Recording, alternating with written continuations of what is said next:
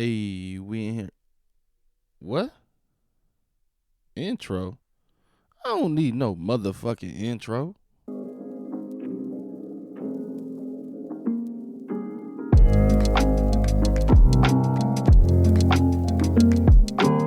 Alright, y'all. Welcome back to the House of Soul podcast, episode 3. Back here again with the astounding, the beautiful, mi madre, mi mother. It's a she. Hi.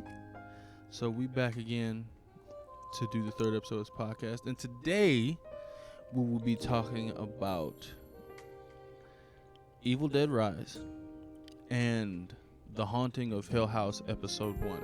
We decided to break up The Haunting of Hill House each episode because it's such a dense story and such a dense show. So we're going to give it due by doing every episode individually per podcast. I almost said oddcast. What am I talking about? Okay. So with that being said, we're going to start with The Haunting of Hill House. Now, I understand we are late to the party with this. I struggle with horror series and TV shows. It's too much. For me, it's too much information. Just for me, I struggle with it. But I sat down, I watched this, and let me start by reading the synopsis before we get into it. Okay. So it's a Netflix original, I think. I know it's Netflix. I don't know if it's a Netflix original, but it's Netflix. Flashing between past and present, a fractured family confronts haunting memories of their old home and the terrifying events that drove them from it. It is starring or the cast, let's do it that way. Carla Gugino, I think that's what it is. Sorry if I'm butchering your name. Elizabeth Razer, Kate Siegel, Victoria Pedretti. Once again, if I'm butchering your names, I apologize. Lulu Wilson. Ooh, Lulu Wilson's in this? Okay. Makina Grace. Violet McGraw. Michael Huisman. Sorry again. Henry Thomas. And we're going to talk about and Robert Longstreet and Annabeth Gish. Now, it's a lot of characters. It's a 5 family? It's a family? It's a family. How much is it? 6 is 4 kids. 1, 2, the twins. 2 and girls. 5, it was 5 kids, and the mother and the father, the parents. Because remember the Stephen, 5 kids in the kid, so Shirley, 7. Theodore, and the 2 twins. Yeah. What was the twins' name? Nell and Luke. Yeah, Nell and Luke. Yeah. Yes, that's exactly. I'm reading right now, trying to figure out, make sure I got it right. 1, 2, 3, 4. 3, 4. 5. So that was 7 total. 4. The family. 4 kids?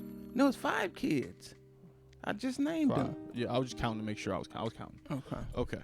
So yeah, that's the show. Now, we're talking about episode 1 today. You wanna start us off with this crazy? Well, I always go ladies first, so I'll let. Well, you can go first. Then no ladies first, men first. Then if I'm gonna go first. So, first of all, this show is slow, and I don't think it's slow in a bad way. I agree. Because it's just me. I struggle. My patience is mad thin when it comes to TV shows and TV series. I can't watch anything past the 3rd season. I struggle past the 3rd season. I think the only show I ever watched past 3 seasons is either an anthology where every episode's a new episode, or House. Probably the only shows I watched past season 3. I struggle with. How many seasons did Lie to Me have? I love 2. that show. 2 or 3. I always thought that Well, had one of my 3 favorite shows episodes. of all time. Yeah, Yeah. Lie to Me. I love that show. Tim Roth. Great show. So this was it. I'll be honest, it really didn't even grab my attention. This particular episode, it didn't. It was slow. I didn't know what this was about. Is and each episode is around an hour. It normally is about an hour long episodes. And normally when I watch a horror movie, which I can digest much easier, by hour in, it's just happening. It's happening. We full demon done almost gained full power. We almost there. So hour into this, they still talking. Yeah. I don't even know what's happening. But they jumping back and forth. Too. Yes. That's one of those you have to pay attention when they jump from the past to the future to the young kids when they were little to adulthood. And it took me at least 3 episodes to figure out, oh, this is that person when they were young and this is that person when they were young. Yeah. You know? Yeah. The show doesn't tell the story in chronological order. Yeah. It's very much scattered. It'll jump back, jump forth, and jump back depending on the episode to get character development and the point across. But we're gonna talk about this particular episode. It starts with what's the oldest kid's name? Steven. Steven is evidently he's a writer, and he writes paranormal horror fiction. I think it's only because of his time in that house. Yeah, but he writes that. It's so interesting because it seems like what he's writing is nonfiction, but he believes it's fiction. No. That's what it seems like. He believes, because remember, he doesn't believe in none of these horrors. Yeah, but when he really do know it really happened. Though. We ain't there yet. Yeah, we can go off episode 1. In episode 1, in his mind, he's writing fiction. You later find out, I'm not going to spoil the whole show, but you later find out it's nonfiction, and he wasn't even really aware of that. So it ended up starting with him interviewing a black lady. I can't remember her name. I'm sorry. Older black lady, talking about the very, very vivid dreams of her dead husband. The husband died in a car accident, and she sees visions of him in her room at night all the time, and she believes it to be real. Yeah. He was hanging from a rope. Yeah. Wow. Yeah. So she really believed that he was coming to her in spirit form. And it doesn't really say like how she contacted him. It just starts this way. But Steven is, like I said, he's a writer, and basically she, at the end of their session, and she goes into very great detail of her dream. And she lets him know that that she's a fan of his books, and so was the husband. And it'd be great to be in the books. Steven says, I can't promise that you'll be in my books, but we'll see, blah blah blah. He really thought he had a story. He supernatural haunting. What the character kind of reminds me of a little bit, but not as. He reminds me a lot of John Cusack in 1408. He reminds me a lot of that character. That whole setup. Yeah, because he doesn't believe it, but is writing about it, whatever it is. Because even with his laptop, he had that infrared on the bed. Yeah, exactly. It wasn't the normal setting, but it was infrared. So he's looking for ghosts, but he just, I guess, looking to prove him wrong. I don't know. Yeah. But and it's interesting because when she says she's a fan, he notices his books on her shelf, and he almost has a shame or distaste for his work. I don't know. He doesn't grab it and have happy thoughts. You can tell in his face he kind of like something up with something how like he didn't feel good about those books for whatever reason. He doesn't tell you. And what happens after that? I know he's spending out at the lady's house to try to dismiss her scene or her feel haunted by her husband. So he stays the night in the room that she said she saw all this stuff in. Yeah. And throughout the night, water starts dripping from the ceiling. He look at it. Something happened outside. Remember when the 4-way stop sign? Car accident. So he had these logical answers to her. Yeah. To her dream. Yeah.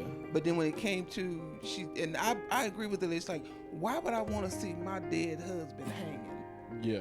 Okay. Because he kind of put it to her like, "Oh, you just wanting to see what you want to see your husband again." Yeah, and it's like you could tell her in her face it was like, fool. No, in her face was like, It was like a disgusting look, like you just want to sell books, or you just like let they her didn't. down. Yeah, he let her down. Yeah, because she knew what she saw. Yeah, exactly. And you can't never tell somebody what they didn't or didn't see. I mean, that's really. true. That's true. So yeah, so he dismisses it. Yeah. And she didn't like that too much. But I mean, it's not like she put up a fight or she went crazy. It wasn't like that. She just, it kind of was one of those, when you look at someone different and your face noticeably changes. Like, you're like, okay. So that's what happened there. And then it jumps to the past. Oh yeah, that's right. It jumps to the past. Yeah. I think it even, if I'm not mistaken, because it's the gonna be last hard. night in their house. Yeah, it's that's what it jumped to. Well, I'm gonna say we may not be telling the story in chronological order because this show doesn't. So excuses if we're not going in order either. But yes, they're in the house when they were all kids, and it shows like the father and the mother, and they were all kids, and it starts with Nell, which is one of the children, which is Steven. We were just talking about his little sister. Was Nell one of the twins? Yeah, Nell was one of the twins. The twin girl. What do they call them? Fraternal, when you're one boy, one's a girl? One's a boy, one's a girl? What's it called? Fraternal. Fraternal twins. Yeah, so they're fraternal twins. Boy and a girl, yeah. Yeah. So she's screaming in the middle of the night at this creepy ass house. That, first of all, that house is gorgeous. The house is large. It's beautiful. Mansion. Yeah. You can tell in this heyday, it was the place to be. Yeah, this heyday. All type of ballroom, masquerade parties, all that. I seen beyond the creepiness to the beauty of it. But they said that house had been there for over 100 years. Yeah, it started with the narration that the house had probably been there for over 100 years and will probably stand another 100. Yeah. Yeah. So it starts with Nell is having this nightmare, and Steven, the oldest son, which is the writer, of course, as a kid, he walks in the room to kind of comfort his sister, to tell her, it's all right, it's just a dream. And the father comes in, and the father's talking to him. What does he say? Dreams are like a cup of water. When it spills over, sometimes your dreams can spill over into reality, but it's not true. You have to learn how to keep it contained, I guess.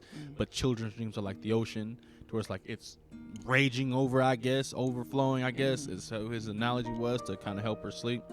And it's so interesting because this will come into play later. Is the little girl seems to keep being visited by the same nightmare, which is the bent neck lady. That's what she's called, the bent neck lady. The bent neck lady. That's what she's called it. Now in this episode, they didn't show us the bent neck lady. No. Okay. So when they show us, we'll talk about that. But the bent neck lady was what she had been seeing. I guess is a reoccurring nightmare. So father, helps, get her calm, puts her back to sleep, blah blah blah. Then we jump back in the future, and it seems that they're adults. They're all adults. And if we had to describe, I don't know, does it ever say? Well, it hasn't told us what Nell does. Nell has called everyone, seems like. No, she called, well, we know. Well, actually, they all woke up at a certain time, at the same time that night, remember? Yeah, but no, she called first, because she did call them first. Yeah. She called the father.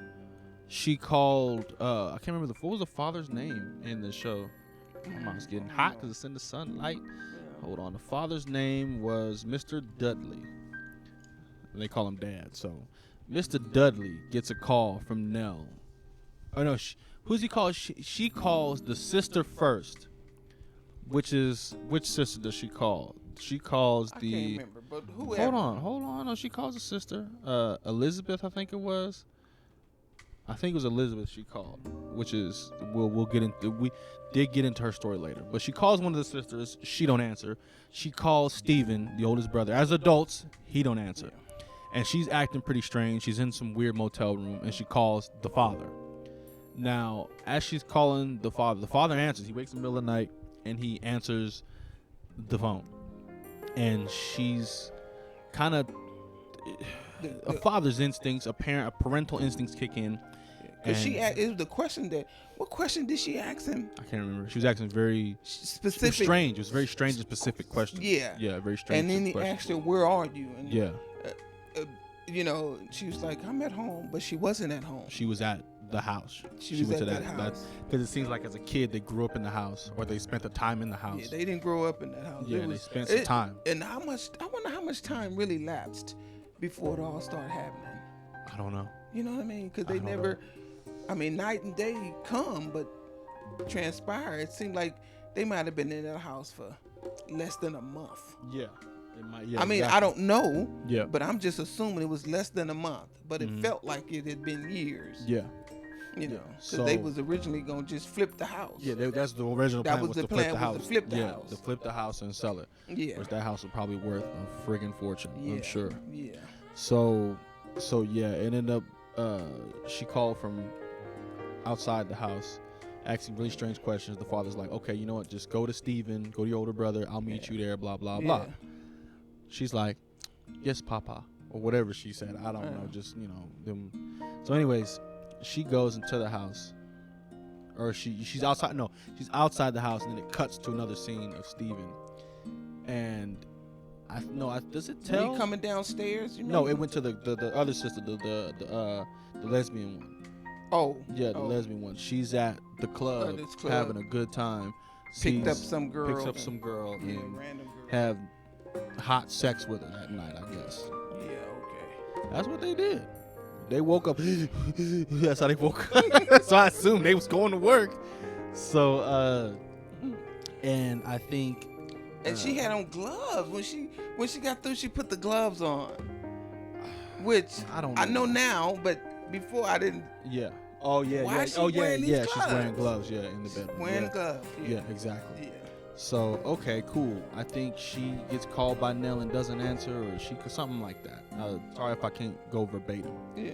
But basically, the older brother Steven, he's going back to his apartment, and basically his little brother, which is Nell's twin, Luke, he's grown man, looking like a crackhead, like a drug addict. Yeah. But we find out he's a recovering drug addict. Yeah. Yeah. So he was a drug addict, and he's coming out of Steven's apartment with like Steven's stuff in his hands.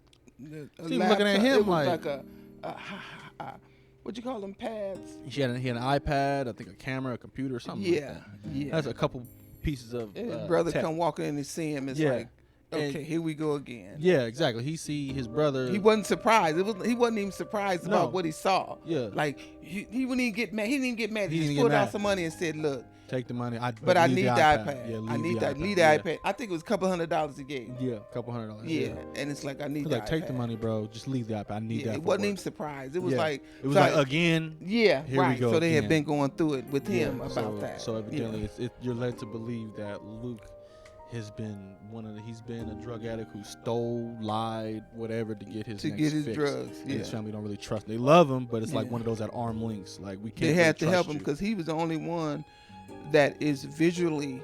He knows what happened in that house and is clearly affected by it. He's the rest of them affected the most. Yeah, the rest of them is suppressing it. Yes. To live, they are suppressing it, but he's like, I know what the real deal was. Yeah, so I know what I he's seen, using what I drugs to cover up. To cope. To cope. Yeah. To cope with them. Absolutely. Yes. Yeah. Exactly.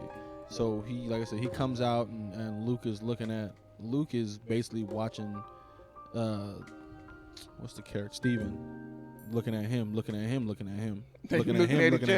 each other. Knowing it's like they just staring, knowing like busted. Yeah, busted. He knew he was busted, froze. Yeah. And he just gives him he said, leave the iPad, blah blah. Here's some $100, gives him the money. Luke's like, I'm sorry. Yeah. And he gave him the iPad and he gave him back the camera too. Yeah, he said what'd he say?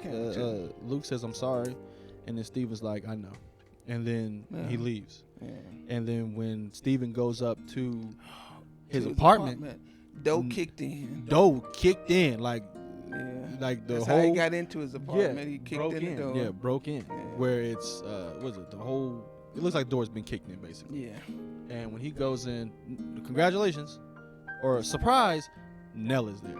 He in turned the corner. lights on. Yeah, turn the And lights he on. see his sister Nell standing just there, standing froze, in the corner, frozen. Yeah, just staring at him. And he starts talking to her. Like, but he's on that. You had kinda everybody like, scared. You you think call everybody scared, and you let him up here. You and let you Luke let him here? in there, and you Did you watched help him. Yeah.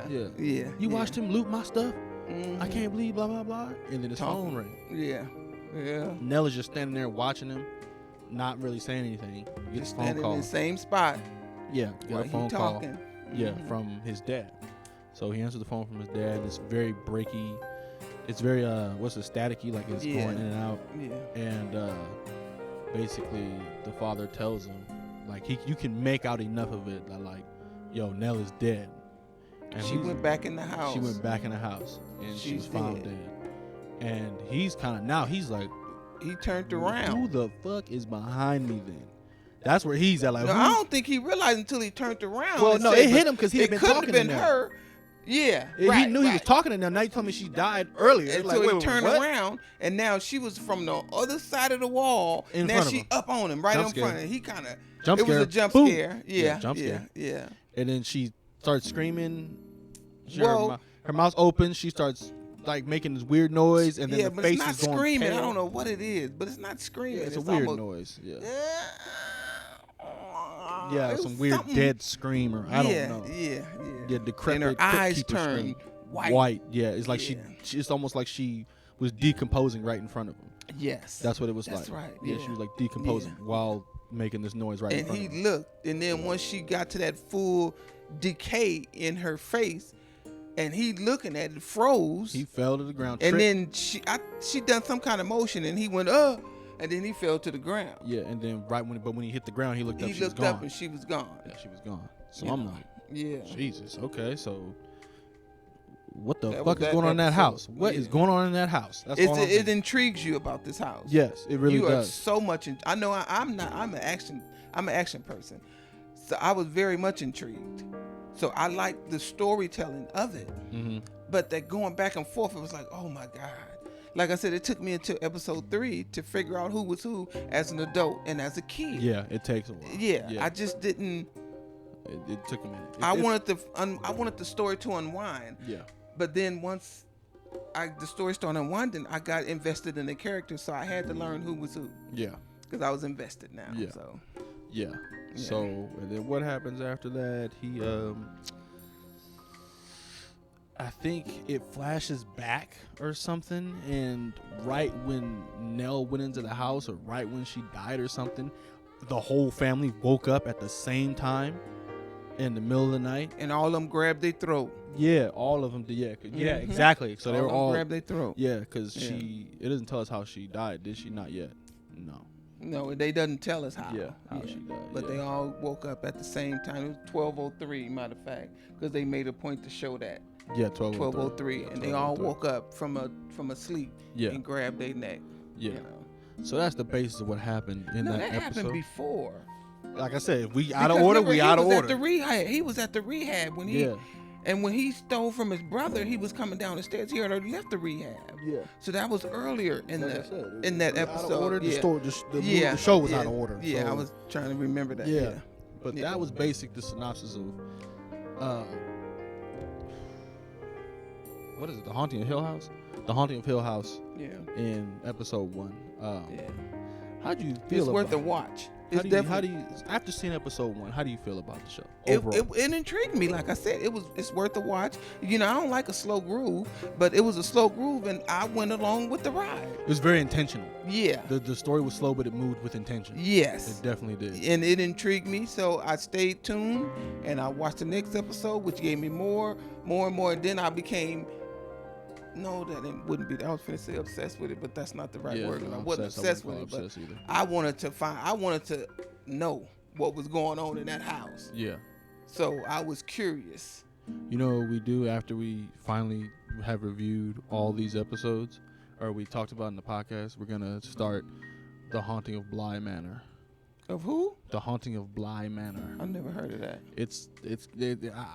It's very similar, I guess, but it's newer from Netflix. Okay. It's newer, but I think it's a different family, different house, but it's kind of like the same 10 episode series of okay. a haunted mansion. Yeah. I hope it's Basically. better. I hope it's a good one. Yeah. I think this one's higher rated, I think, overall. Yeah. But no, but yeah, that's how you feel about it. You enjoyed it. Slow, I but did. it was enjoyable. It's worth a watch. It is. Yeah. Okay. And I will give it my attention. You Well, I have to, did. and you have to. Yeah, I did give it my attention. It ain't like I was doing something other than. Yeah. You know, I gave it my attention to follow along. You know? I really feel like the show, at least from what I've seen so far, it really it feels like it's telling you, all right, sit down, just watch. Just watch. Watch it unfold. Just watch it. Yeah, exactly. Watch it unfold. Yeah. That's exactly what's going on. And oh man, okay. How would you say it's scary like that? See, 'Cause scary. You're not a scary horror movie fan. No. Okay. So, scary. Not to me, because they don't really. No, it's not scary to me. Okay. But it's horror. Like, what do they call that genre? It has all the suspense.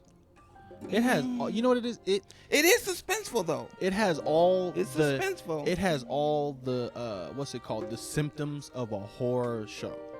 The music, but it wasn't scary dread, to me. the feeling of dread. Yeah, the music was the on point. atmosphere is horror all the way. Yeah. But it's just not many. At least in episode 1, it wasn't a scary moment at all. Right. It's just creepy. Yeah, It's creepy. It was just creepy. Yeah, it's unsettling. You're always like, creepy. What's going on That's here? the word for me. Creepy. Yes. Even though you're watching the family talk and do what they got to do, Mm-hmm. there's the overwhelming feeling of like something ain't right here. Something I ain't right, just ain't right. and you just don't know what's going on in the show. Yeah. But how I felt about the show, I felt about it honestly boring as hell. Was it scary to you? Hell no. Okay. It was boring as hell to me. Not in a bad way though, because like I said, I struggle with horror TV shows. Mm-hmm. I do, because it's so much time. Like you know this about me. Maybe listeners don't. I can't binge watch anything. I can't binge watch. Once I get to certain episodes, I can't keep watching. But would you recommend this to somebody to watch? Okay. I got 2 answers to that. If I'm just speaking on episode 1, no. Now we've seen the whole series. We're just gonna go episode by episode. After I've seen the whole series, hell yeah, that is worth a watch. 100%. 100. It was worth. It was the time put in. It was beautifully done. Yes. It definitely. Minus the past and present. Sometimes I don't mind that if you trying to show me something, but to be going back and forth constantly, it gets tiresome to me. It definitely gets very disorienting. Yeah, for me. It's very. But if you take me back, like if something happened when somebody was young, and it's part of this movie, you just need to see this small part to understand who they are as an adult? Then fine, take me back. But every episode to take me front and back, left, front and right, back, up, down, north, south, east, it's west. exhausting. Yeah. I don't like that, but I did enjoy the show. Yes. I did. It's very. Each episode was 1 hour, right? Around an hour. I think one episode was an hour. One was an hour and 10. One was 47 roughly minutes. Like this is. They're Netflix. all roughly around an hour. Yes, so it's a what do they call them? A series on Netflix. Yeah. 10 episodes. But yeah, this first episode. I would recommend it as well. I like I said, I would recommend the start of it. It's definitely one of those shows you sit down and you kind of get entranced by. Yeah. Because it's like it's so many times I'm like, what is going on? But like I said, the show very much moves with intention. Yeah. It very much does. Yes. It's never a moment to where you feel like you're wasting time or it's trying to fill in time. It never feels like that. Because everything you're hearing, everything you're watching becomes relevant later. And it becomes very relevant later. I agree, yes. And it pieces the mystery together along with it. So it's definitely, like you said earlier, you was correct, watching everything unfold. Mm-hmm. It's watching this mystery because it does show one of the flashbacks. Like I said, the kids are, I guess it kind of implies that things happen in the house that you don't know what, and then it start, and then it flashes back and it says last day at the manor. And because then they all get in the car and they keep saying, "What about mom? What about mom?"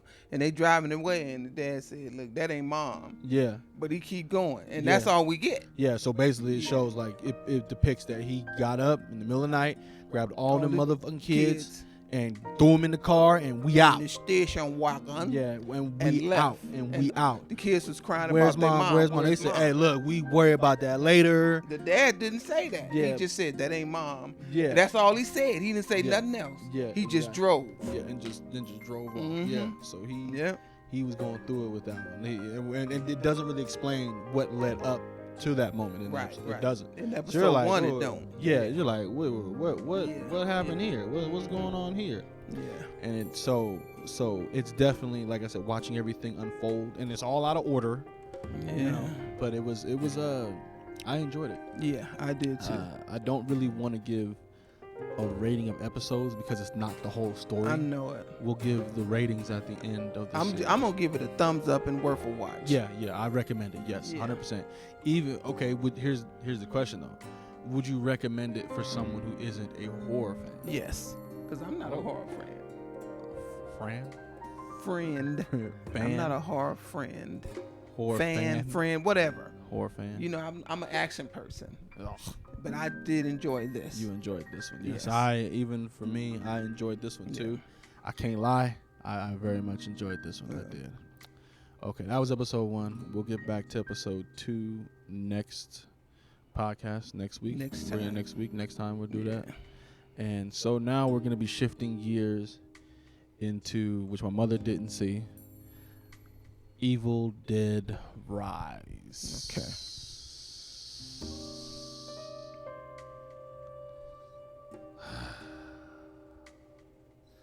You know what? This is hard for me to talk about. It really is. This is hard for me. This is number 2, right? Evil Dead 2. Not really.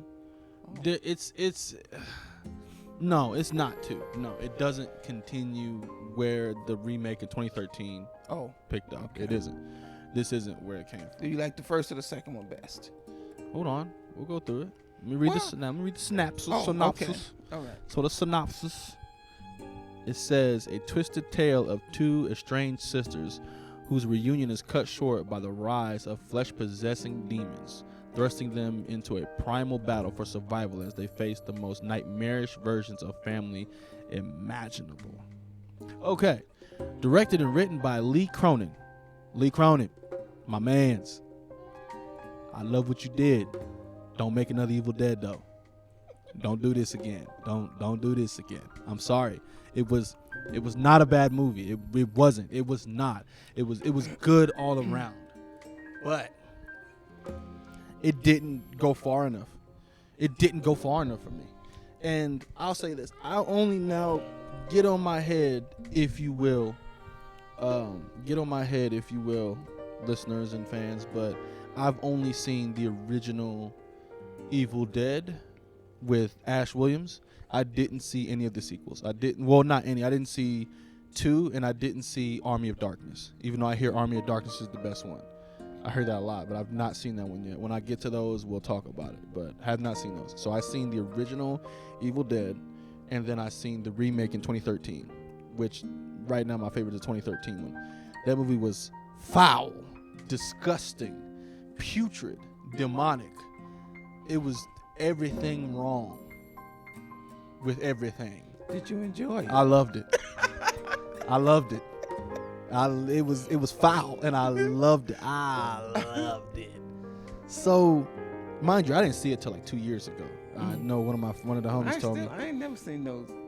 We seen it. You watched the remake with me with the girl who was the recovering drug addict, and all hell breaks loose at the cabin. And that movie's nasty. Yeah, I loved it.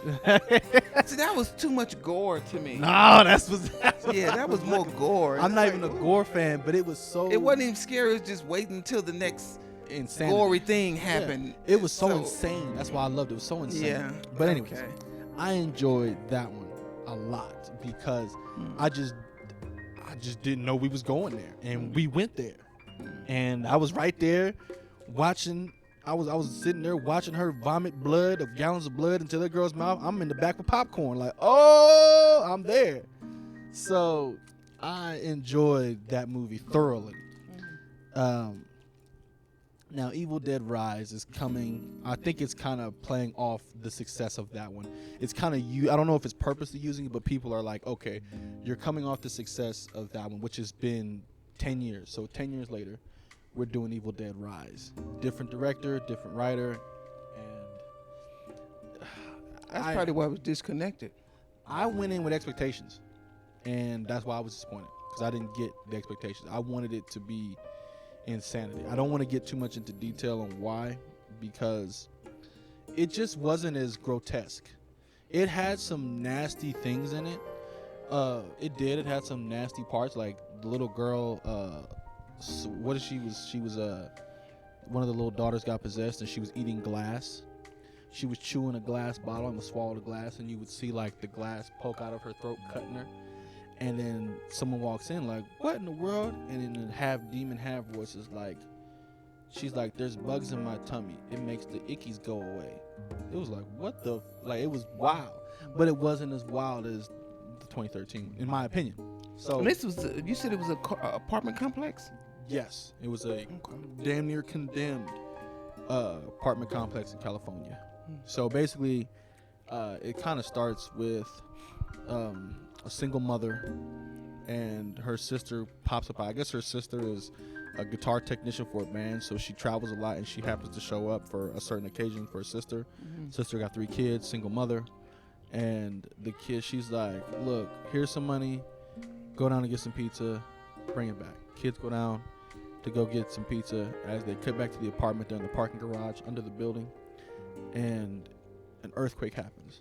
Earthquake rips a lot apart, and then they're safe. But there's a big hole in the ground, and Mr. Dora the Explorer here, the dude, has to be, oh, it's a hole, and there's a vault down here. Let me jump down and see what's popping. After an earthquake, the sisters are like, aftershock. He's like, to hell with an aftershock. So he jump in the hole, and there's all type of religious things in there. First time to get the hell out of there. So it's under an apartment complex under the ground. Anybody with some sense would have just forget this, or came back with some priests or something. But overall, they would not have jumped in there.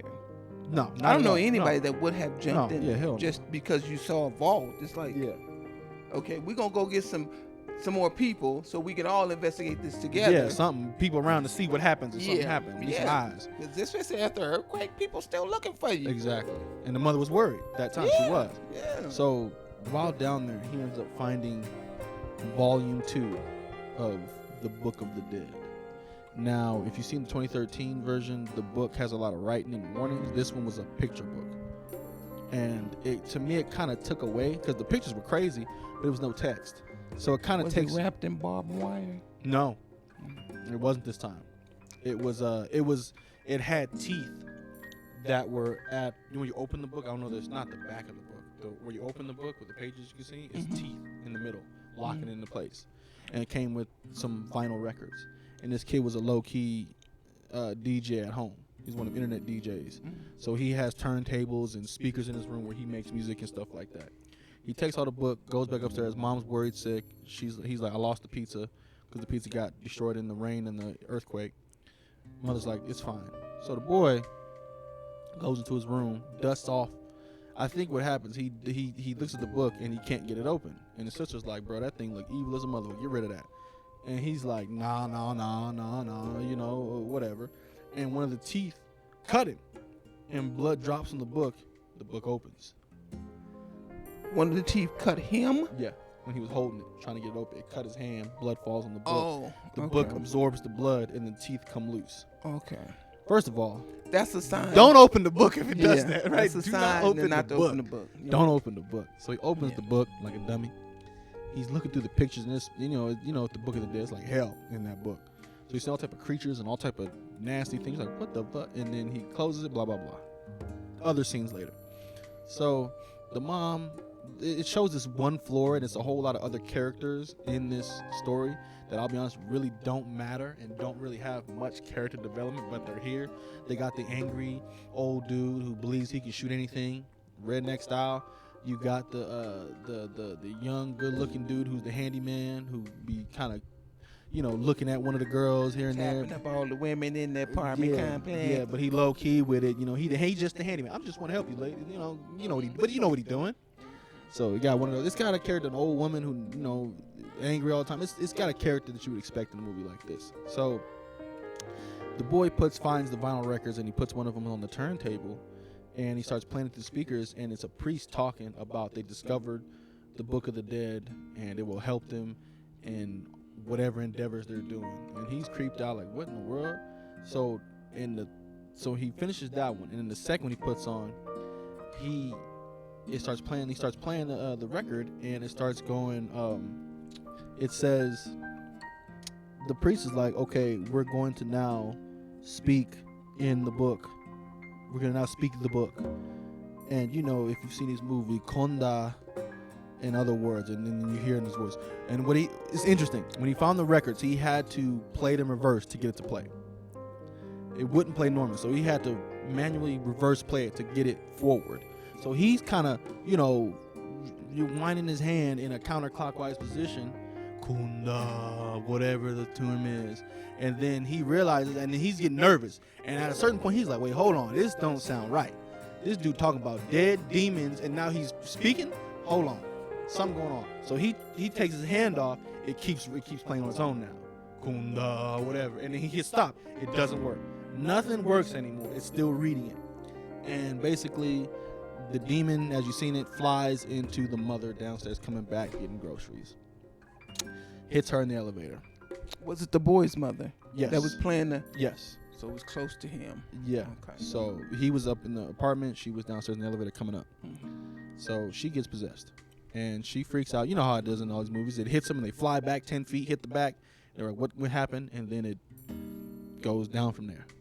So the elevator starts going crazy, but I assume it's in her mind.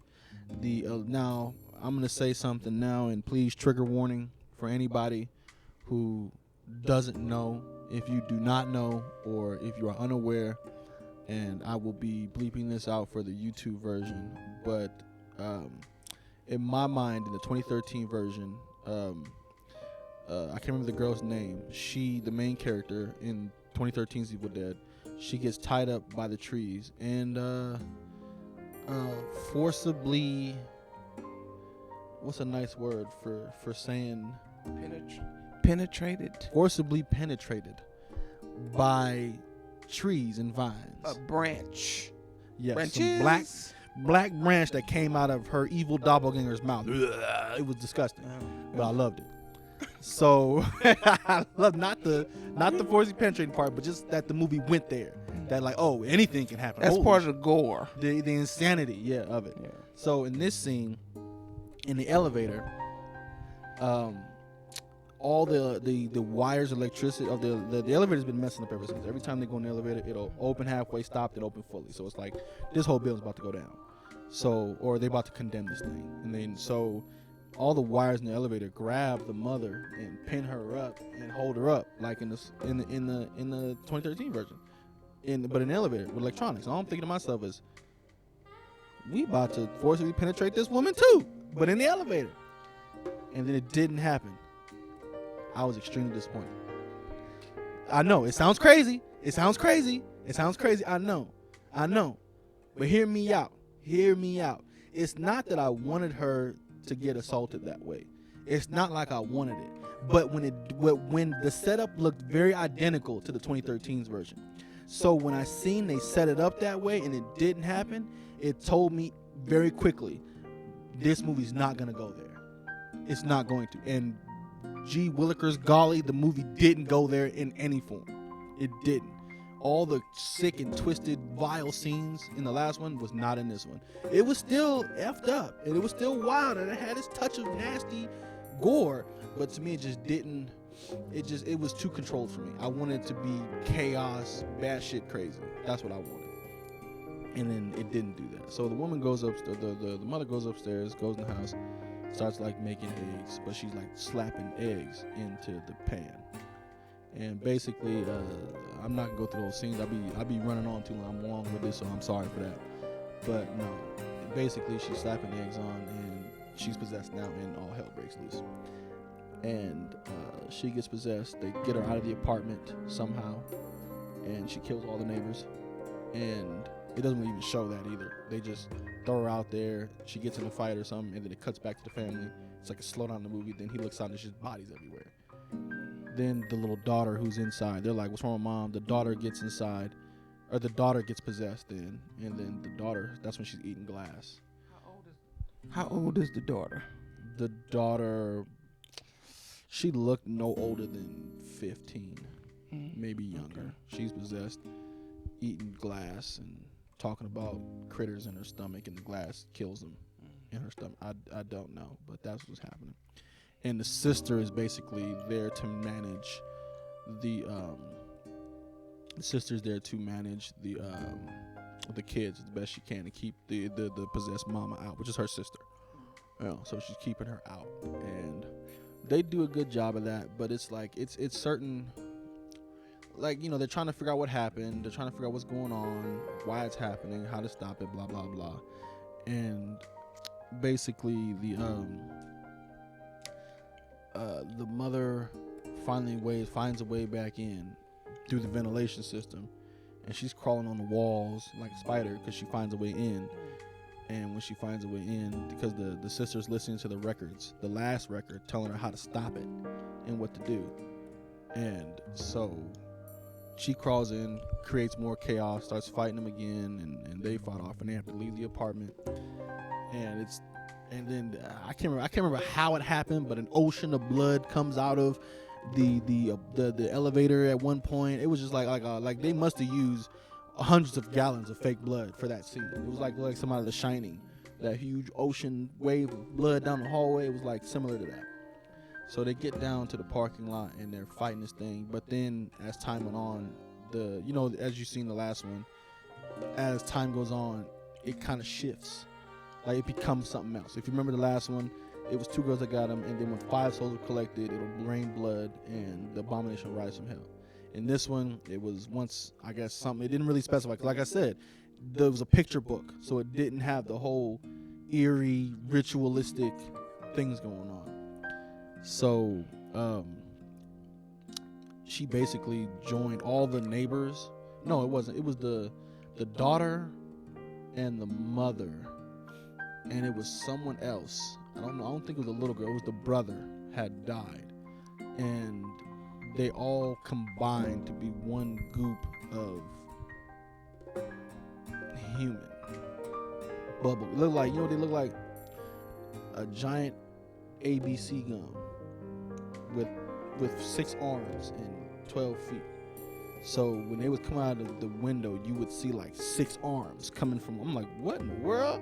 So it mushed together. So it's 3 people in there. Yeah, in one goop. It wasn't no legs, just no. It had legs coming out the back. But it wasn't purport. It looked like a true piece of bubble gum with arms coming out and legs, 6 arms, 6 legs, and 3 heads of the family coming out to attack and try to kill the littlest girl and the daughter. And they fight it in the parking garage, and they put it into a wood chipper and killed it. And was like, yay. And then some girl, some tenant, or some girl on the phone was talking to her homegirl. Oh, I'll be at the lake in a second. Blah blah blah. I'll be there shortly. Then she's leaving. She notices all the blood and carnage that was going on. She's like, "What happened here? What's going on?" Like she was not involved with anything. She didn't live in the building. She did, but either she was gone on vacation or something, and she just got back, or she was on a different floor. I don't know, but she didn't catch none of this. Okay. So she walks in, and then she's freaking out, and then basically the possession jumped into her. And when it jumped into her, the movie's over. Now, mind you, I had to piece this together myself because I was a little late to the movie. So I missed the opening of the movie. The movie started with some girl killing her friend on some lake. Killed her friend on a lake, going crazy, doing some evil stuff on a lake. Which I got to watch the movie again to see that opening part. And then we jump to the apartments. Now, this girl, who gets possessed. She's on the phone with her friend.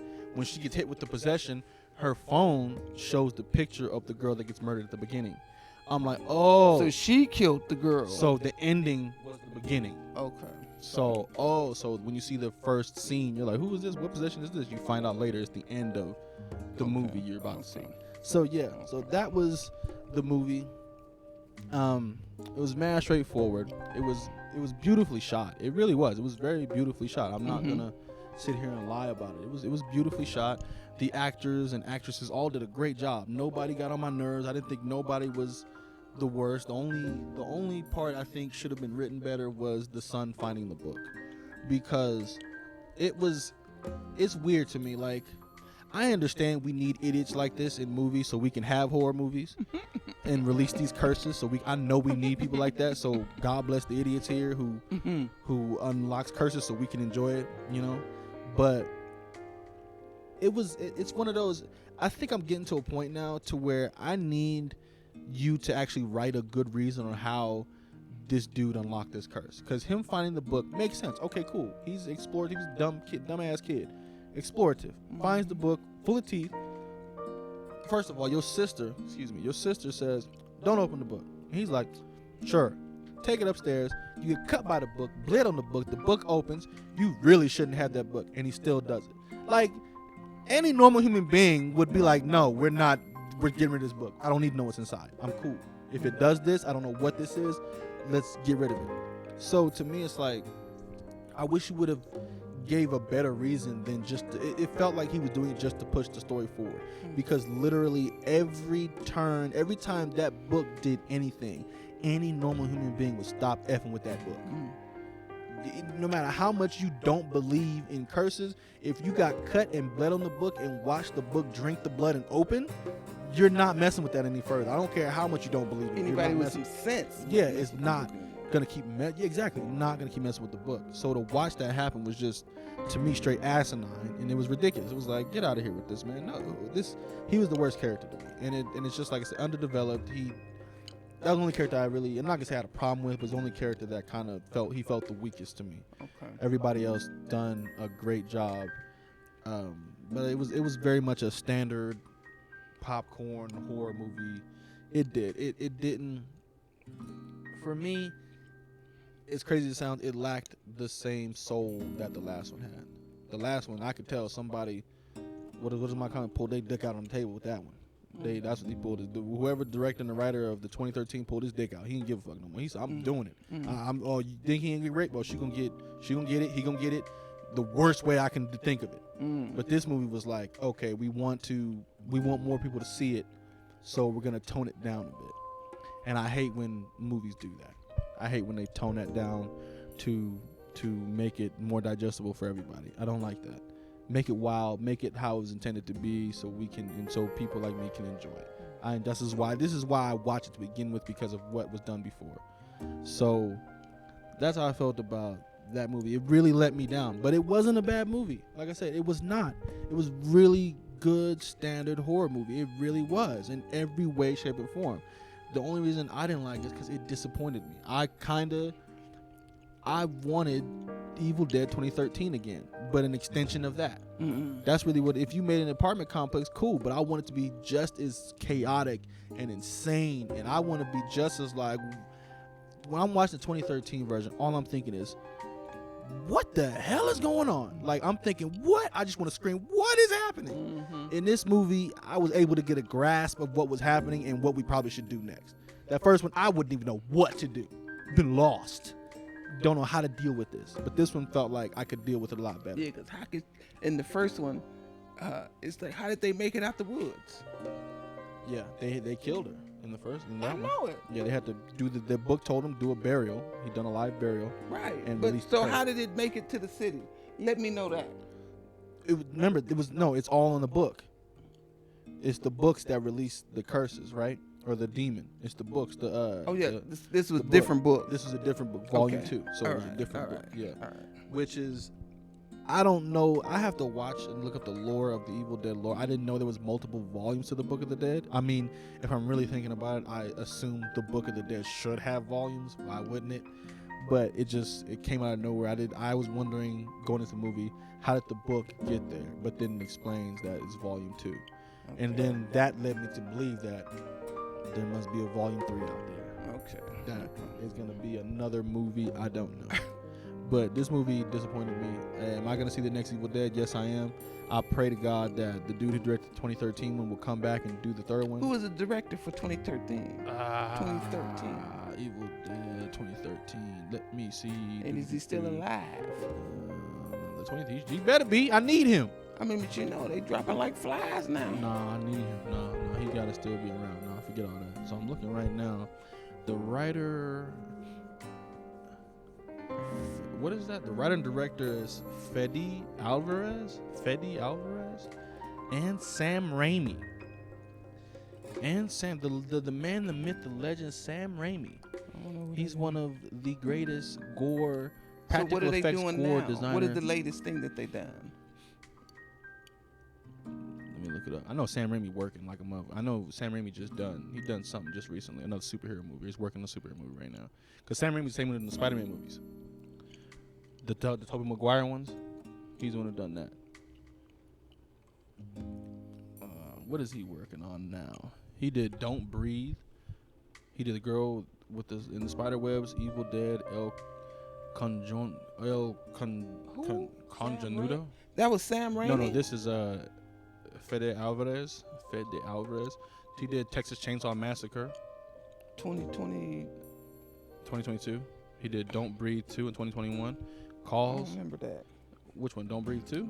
That Texas, the only one I why recognize. would you watch that one? Right. Yeah, why would you watch? Yeah, exactly. It seemed like I would have heard something. Yeah, no, he does movies that you normally don't watch. It's like he does a lot of horror. And Sam Raimi, I know he just done, like I said, I think he's doing something. He just done something recently, and he's working on Evil Dead Rise 65. He was a producer at 65. Evil Dead the game. He was Uma, which I didn't see that one. I heard that was all right. Night Books, Don't Breathe 2. So they worked together again on Don't Breathe 2. Done Holy, The Grudge, Crawl, Ashes of a Dead. Yeah. So Sam Raimi works on a lot of horrors. I thought he directed the Spider-Man movies with Tobey Maguire. So yeah, that's what he done. So I'm hoping they come back together and do the next Evil Dead because I need that grotesque crazy. I want to see a dude get his balls cut off. Something crazy, something wild. Why would you want to see that? Cause I can't see it nowhere else. I like horror. I like it. No, because it makes me cringe. Like, oh no. Remember that clown guy? Terrifier. I don't know. The clown. Yeah, Terrifier. What was his name? Art the Clown. Art. The movie is when called he Terrifier. cut that girl in half. From her kitty cat right to the so neck. If you seen it like that, why would you want to see it vertically with a guy? No, because we horror. Everybody can get it. You gotta understand, when you watch a horror movie, every person that you want to see live is a piece of meat, ready to get chopped up, cursed up, burned up, whatever. That's the fun of them. That's the fun. So I hope they come back because I want to see some wildness again. The movie kind of, like I said, it disappointed me. This is interesting because this is crazy. So no, you didn't see it, so I'm gonna give my rating and everything now. I would recommend people go see this one over the 2013 version. Just because I feel like this one is far more digestible. I say far more palatable than 2013. This one is a person who's not a horror fan can watch it and be like, oh, this is crazy. Like, that was a pain to get through. Okay. But if I turned on 2013, they would probably shut it off and be like, I'm not watching. This is ridiculous. So it's like, I would recommend that one over the 2013. Now, how I would rate this movie from a 1 to 5, Evil Dead Rise, and I'm trying to remove my biases of how much I enjoyed the 2013 version. I would give this one 3 out of 5. I can't do no more, and I'm being generous saying that. I am being generous, but I would give it a 2 out of 5. No, I'm sorry, 3 out of 5. I'm sorry, 3 out of 5. It wasn't bad. It was shot really well. It was so good. It just what I wanted from an Evil Dead movie I didn't get. Me personally. That's how I felt about that movie. Okay. Anything you'd like to say? I didn't see it. I don't like gory horror. I don't like gore and horror. It's like, and it's not that I'm not afraid. I'm not. It's just overkill to me. It's just too much. It's like, this is too much. I'm appalled. What you mean? What you mean overkill? It's too much. When it's gory, it's too much. And then I'll be thinking to myself, this is in the mind of some man. Yes. Who created this? Genius. I don't like stop. I do not like knowing that this is in the mind of a man, that he have made it into a movie. What was in his mind? You know what I mean? That's like a serial killer, a sociopath type of stuff. I don't like knowing that. I'd rather him make a movie than go on a killing spree, but sure. No, I agree. But to know that it's in this mind, I mean, I have some thoughts in my mind, but they ain't never been nothing like that. Why'd you make a movie of it? My thoughts wouldn't sell. Because it ain't enough blood, and it ain't enough horror, and ain't enough gore. And yet, wait, you act like this is the only kind of movies they make. They make all kind of movies. Hold on. There are different genres of movie. So you can make movies. That's true. That's true. I would make horror. I would personally go into horror. I'd want to be involved on horror movies. That's the lane I would choose. But I don't know where you. I don't know. I wouldn't just stick with one genre though, because there's so much stuff going on in my head. I have lived quite some time, so it's a lot of stuff that I've dealt with, I've experienced. So it just wouldn't be one genre. Yeah. So you do different genres. Yeah, it'd be different. That's a good. You know, I'm gonna start having on this podcast questions of the day. I'm gonna give, until we got listeners commenting in on social medias. I'm gonna start giving questions of the day. So like, I'm gonna give you like a question at the end, and about the movie, about anything. Oh, and you just answer it the best of your ability. So I got a question. No, I'm gonna give it to you real. I got a question for you. I'm gonna give it to you raw. I got a question. It's gonna be uncut and uncensored, because I refuse to censor myself if you ask me a question. How you gonna tell me to censor? How you gonna say you uncensored? I'm the one handling the editing and censoring. I'm just saying I will not be censored. So anyways, my question is, if you could make any movie you wanted to, what would it be about, and how much do you think your budget would be? Dude, I have no clue. But that's the point. I wouldn't even go movie first. Well, what's the movie? If you could make any movie you wanted, what would be the movie?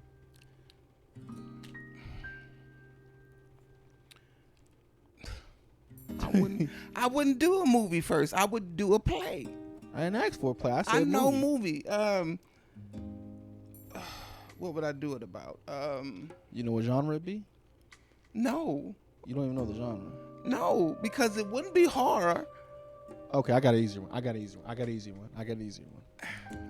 for you. Okay. If you could star in any movie that has already been made, what movie would you have starred in? That's a good one. Star in any movie. Deuce. I would want it remixed the same way. Okay. But the characters would be African American. That's not what I said. I know, but what the first. I loved the Joy Luck Club. I've never seen. They're Asian characters. Okay. I love that movie. That's a very good movie. Very good movie, the Joy Luck Club. But I would make them all African American women and daughters. Do they have to be African American, or can they just be black? Black is African American. No, because you can be black and from London and you're not considered African American. Oh, I see what you mean. Oh, black. Okay, black. I would make them black. Yeah. Okay. They would all be black. Okay. Yeah. Okay. I never seen. Because it's a mother and daughter dynamic. Okay. Yeah. The movie's that good, huh? Deuce. Should I watch it? Is it a chick flick? Yeah, kind of, sort of. But it's really an underdog type of movie. Okay. The thing that these women have endured in their life, and still you can't keep them down. They came up. They guided their daughters that had that. I think No, I've no, no. seen You bits got and pieces of that. Yeah, you got this. I ain't even I gonna. think I've seen bits and pieces. I'm but now just that that's you're the saying it, movies it that I'm seems just gonna familiar. suggest that people watch the Joy Luck Club, Yeah. men and women, especially women. It's like I really enjoyed that movie. It's definitely an underdog movie, and what things that you could say or have to a legacy that you could say or leave to your daughter.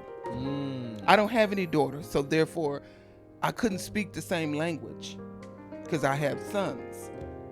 So the language changed. Yeah. So Okay. yeah. Is it a long movie? To me, the concept sounds long. Well, it follows 4 women. That's what I'm saying. The concept But- seems long. It might be maybe 2 hours. I'm looking at it right I now. think it's 2 hours. The Joy Luck Club. Yeah. 1993, the year I was born. Okay. That's an old movie. Mm-hmm. That's an old movie. Wait, hold on. Where's the Does it say IMDb how? page? Let me know if it say how long it is. 2 hours and 19 minutes. So it is it's a hours. hefty movie. So it's really just 2 hours. And back then that was considered long. 2 hours. Yeah. All right. All right. Well, That's it. thank you guys for showing up because it's still recording our voices. So Okay. thank you guys for showing up we got the call that my camera's dying. So thank you guys for showing up and everything for joining us at the House of Soul. We appreciate you guys being here and coming to the house and chill for a second with us while we talk movies and TV shows. Please stay tuned for our next episode. And anything you want to say? Later, Gator. Yep. You guys take it easy and thank you again. Bye.